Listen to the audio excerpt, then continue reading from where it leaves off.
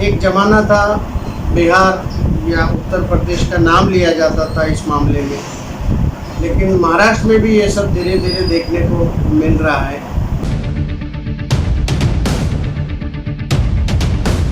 कई सारे उदाहरण हैं, आपने महाराष्ट्र में भी देखे होंगे और भारत में भी देखे जा रहे हैं कि ऐसे लोगों को राज आश्रय दिया जाता है। राज आश्रय इसलिए दिया जाता है कि आगे चल के उनको इसका फ़ायदा पार्टी को उठाया जा सके, यही उनकी मंशा होती है।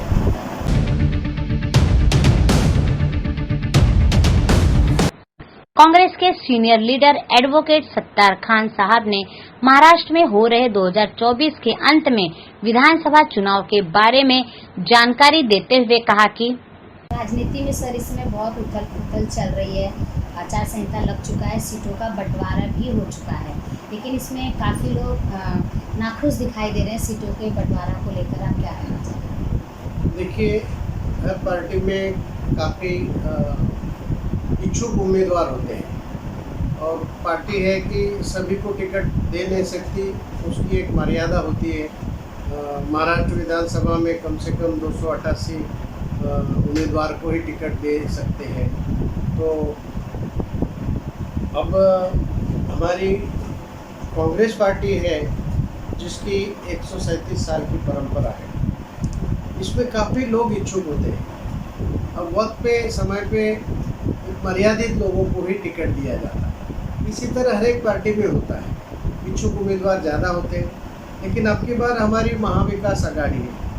288 में से भी सीटें कम हुई है क्योंकि तीनों पार्टी का गठबंधन है, साथ में और भी कोई पार्टी का उम्मीदवार आता है तो उसको भी सीट देनी पड़ती है। तो ये सब मामला मेल जोल का, तालमेल का होता है।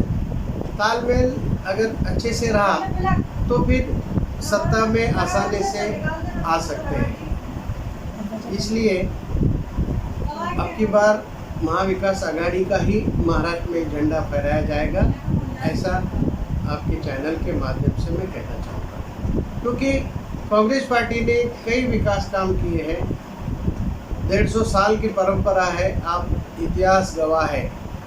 जितने भी डेवलपमेंट के काम हैं कांग्रेस के ज़माने में हुए। अब कभी कभी वक्त ऐसा आता है कि हमने मंजूरी दी, काम हो गया और तो उसी वक्त चुनाव हो गए, दूसरी पार्टी अगर आती है तो वो उद्घाटन करने का श्रेय ले लेती है, ऐसा कहीं कहीं होता है। सर, बीजेपी ने एक जैसे लाडली बहन का योजना निकाला, तो कांग्रेस ने भी कहा है कि अगर वो इलेक्शन जीत कर आएगी तो वो 1500 नहीं बल्कि 3000 देगी, स्टार्टिंग से देगी। तो मतलब कहीं ना कहीं ऐसा नहीं कि राजनीति लोग बेरोजगारी ख़त्म नहीं कर रहे हैं, उल्टा महिलाओं को 2000-3000 दे करके उनको, तो ये कहाँ तक सही है? देखिए, आप ऐसा गौर करेंगे ना, ये जो 1500 रुपये दिया है, लेकिन दाल का दाम कितना बढ़ चुका है, तेल का दाम कितना बढ़ चुका है और कई जो सीधा जिन्नस जिसे कहते हैं हम, खाने के उपयोग की जो भी चीज़ें हैं उस पर गवर्नमेंट ने बहुत सारा दाम बढ़ा चुके हैं।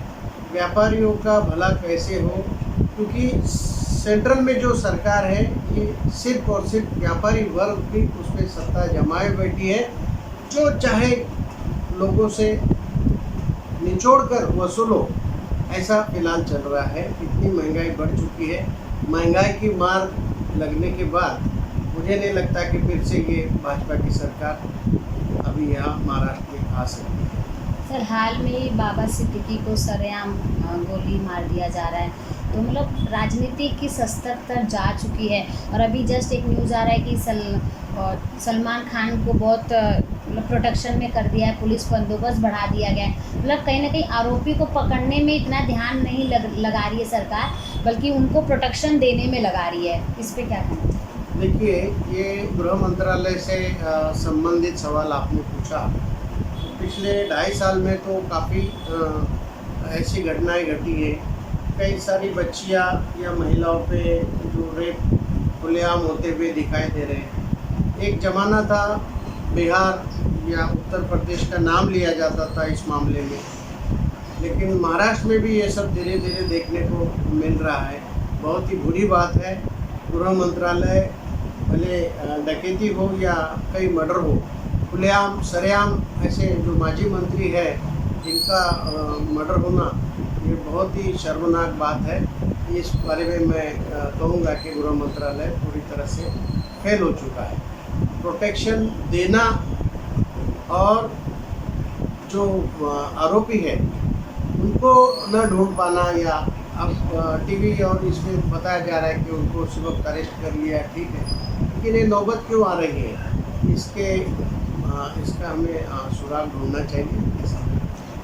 सर ऐसे क्या लगता है कि जैसे वो जेल में बैठ के लॉरेंस कृष्णई बार बार धमकी दे रहा, तो ये भाजपा गवर्नमेंट के पाले हुए गुर्गे नहीं है, समझ में आ रहा?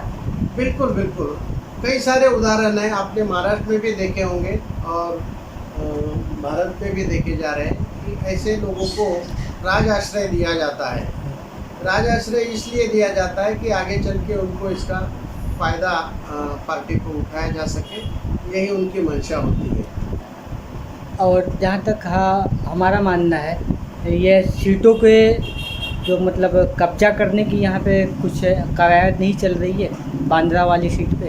अभी ये तो देख रहे हैं, हालांकि वो कांग्रेस की सीट है, कांग्रेस का ही उम्मीदवार वहाँ से चुन के आया था पिछली दफ़ा, और हो सकता है कि इस बार ये सब तहलका मचाकर थोड़ा वातावरण खराब करना और लोगों का मन अपनी तरफ आक्रोश करना, ये सत्ताधारी पार्टी का मकसद हो सकता है, वो नकारा नहीं जा सकता। जैसा कि आप एक एडवोकेट हैं, तो हम जानना चाहेंगे कि जो आचार संहिता लगी है उसमें किन किन नियमों का पालन करना चाहिए?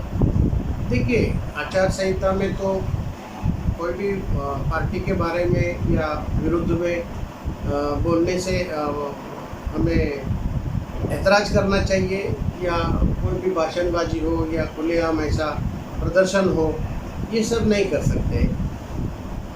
कानून का पालन जो है और आदर्श जो आचार संहिता है उसमें जो मुद्दे दिए हैं उसका पालन हमें करना चाहिए, ऐसा मैं कहूँ। अभी जैसे कांग्रेस का इस समय जो चुनावी माहौल चल रहा, इसमें आपका मैनिफेस्टो किस ढंग का होगा? मैनिफेस्टो तो अभी बन रहा है और जल्द ही आपके सामने पार्टी के माध्यम से आएगा। उसमें सभी मुद्दे होते हैं, हर एक पार्टी अपना मैनिफेस्टो बनाती है, उस तरह कांग्रेस पार्टी भी अपना मैनिफेस्टो। देश दुनिया से जुड़ी खबरों को देखने के लिए नेट7 न्यूज चैनल को सब्सक्राइब और शेयर करें और बेल आइकन को प्रेस कर दें ताकि आने वाले खबर आपको सबसे पहले मिल सके। फिर मिलते हैं एक नई खबर के साथ। जय हिंद।